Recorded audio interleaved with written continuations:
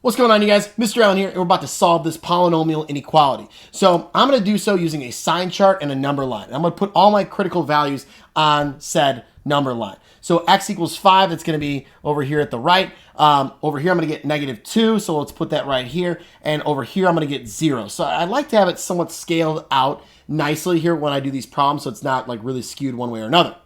So how the heck do I use a sign chart? Well, what I'm going to do is I'm going to pick values that are between these or to the left or to the right. So to the left of -2 would be something like -3. And if I plugged in -3 into each one of these, I'd have -3 here, which would give me a negative number, -8. I don't really care about the value. It's just negative. Here I'd get a negative number, and here I'd get a positive. So negative times a positive gives me positive overall. Now I'm going to try a 1.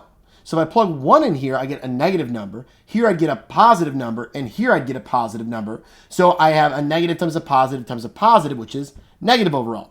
If you're gathering that, hey, this one's always going to be positive, so do I really need to plug in there? You're correct. I don't need to. We only really need to focus on these two in this situation. Now, what's a value between 0 and 5? Well, how about I pick 1? That's small, right? So here I'd get negative. Here I'd get positive. So I'm going to have negative times a positive, which is negative. And then lastly, I'm going to pick a number bigger than 5, which say 6. That's going to give me positive. Everything's positive. I get positive right here. Now you may notice two negatives in a row. That seems weird, right? If a polynomial does this, right?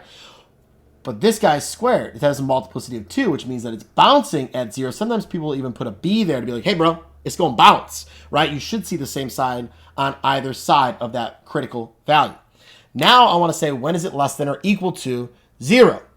So how are we going to write that? Well, it's larger than 0 here, so we're not including that. But from -2 on to 5, so from -2, including it because it equals 0 there, on to 5, including it because it equals 0 there, is going to be my only solution here. That's where it's less than or equal to 0. Now, as always, I do enjoy a good what-if scenario, right? What if this were strictly less than 0, right? Not equal to, just strictly less than.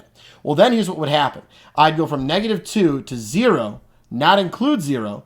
I'd have to jump over it, start up again at 0, but not including 0, on to 5. And that would be my solution in that particular scenario. But because this one was equal to, I'd go straight through as it went through that one, bounced off that guy, staying either 0 or negative, and then I'm just rambling now. All right.